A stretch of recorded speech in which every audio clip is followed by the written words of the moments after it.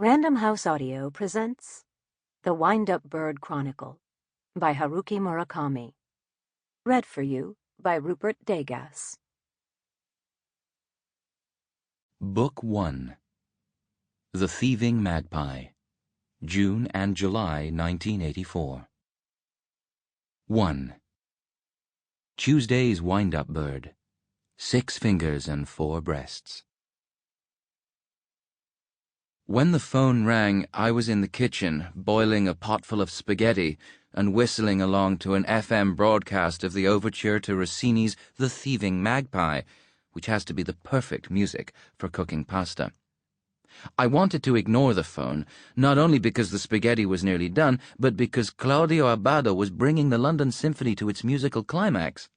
Finally, though, I had to give in. It could have been someone with news of a job.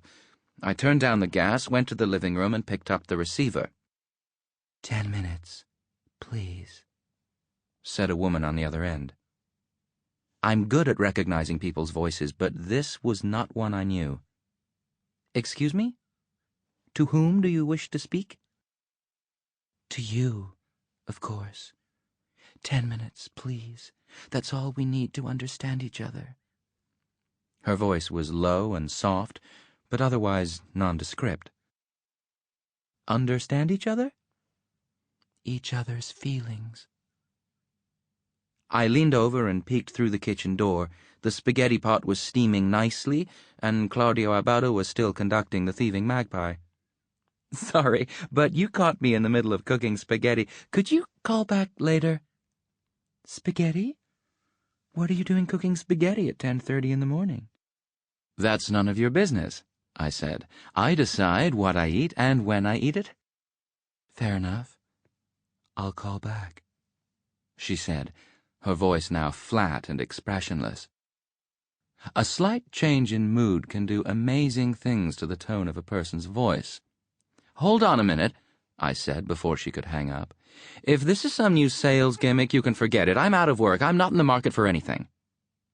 Don't worry. I know. You know? You know what? That you're out of work. I know about that. So, go and cook your precious spaghetti. Who the hell? She rang off.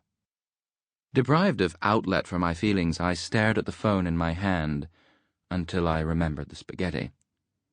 Back in the kitchen, I turned off the gas and poured the contents of the pot into a colander. Thanks to the phone call, the spaghetti was a little softer than al dente, but it had not been dealt a mortal blow. I started eating and thinking. Understand each other. Understand each other's feelings in 10 minutes. What was she talking about? Maybe it was just a hoax call, or some new sales pitch. In any case, it had nothing to do with me. After lunch, I went back to my library book on the living room sofa, glancing every now and then at the telephone. What were we supposed to understand about each other in 10 minutes? What can two people understand about each other in 10 minutes? Come to think of it, she seemed awfully sure about those 10 minutes.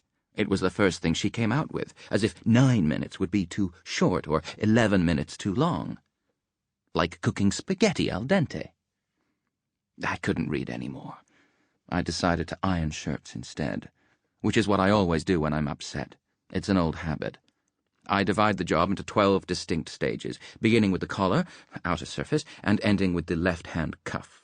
The order is invariable, and I count off each stage to myself, otherwise it won't come out right. I ironed 3 shirts, checking them for wrinkles and putting them on hangers. Once I'd switched off the iron and put it away with the ironing board in the hall cupboard, my mind felt a good deal clearer. I was on my way to the kitchen for a glass of water when the phone rang again. I hesitated for a second, but decided to answer it. If it was the same woman, I'd tell her I was ironing and hang up. This time it was Kumiko. The wall clock said 11:30. "How are you?" she asked. "Fine," I said, relieved to hear my wife's voice. "What are you doing?" "Just finished ironing." "What's wrong?" There was a note of tension in her voice. She knew what it meant for me to be ironing. "Nothing, I was just ironing some shirts." I sat down and shifted the receiver from my left hand to my right. What's up? Can you write poetry? She asked. Poetry? Poetry? Did she mean poetry? I know the publisher of a story magazine for girls. They're looking for somebody to pick and revise poems submitted by readers, and they want the person to write a short poem every month for an opener. Pay's not bad for an easy job. It's part-time, of course, but they might add some editorial work if the person— Easy work? I broke in. Hang on a minute, I'm looking for something in law, not poetry. I thought you did some writing in high school.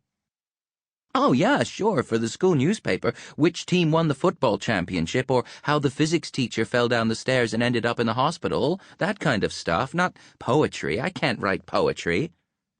Sure, but I'm not talking about great poetry, just something for schoolgirls. It doesn't have to earn a place in literary history. You could do it with your eyes shut, don't you see?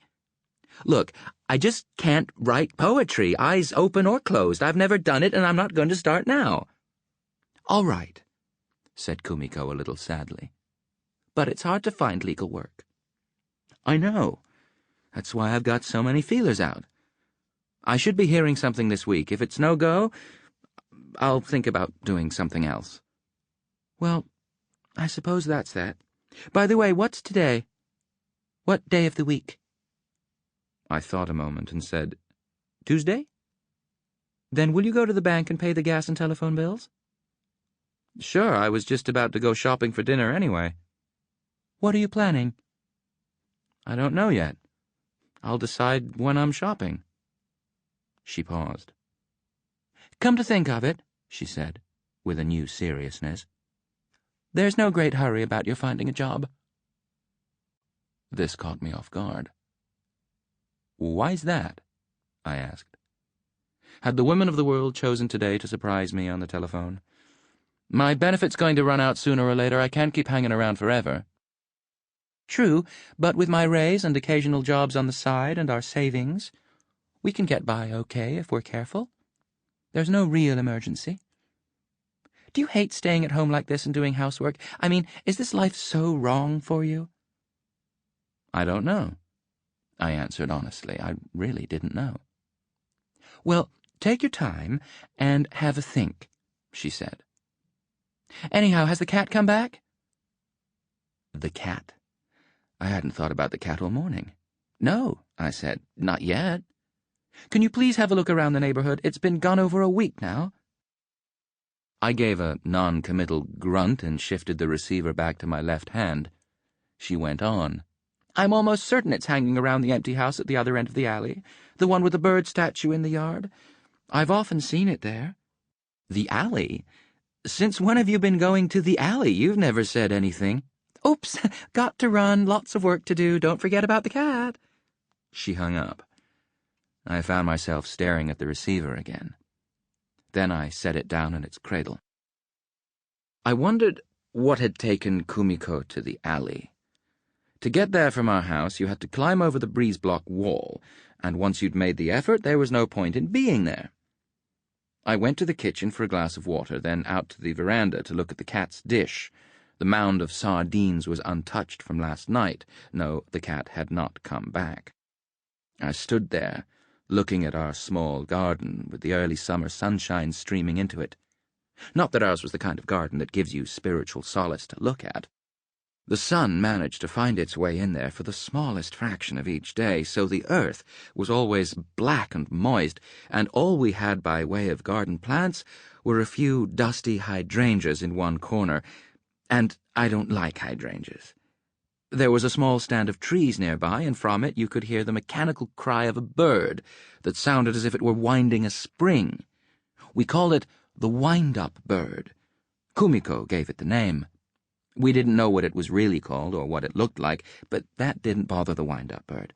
Every day it would come to the stand of trees in our neighborhood and wind the spring of our quiet little world. So now I had to go cat hunting. I'd always liked cats, and I liked this particular cat, but cats have their own way of living. They're not stupid. If a cat stopped living where you happened to be, that meant it had decided to go somewhere else. If it got tired and hungry, it would come back. Finally, though, Sample complete. Ready to continue?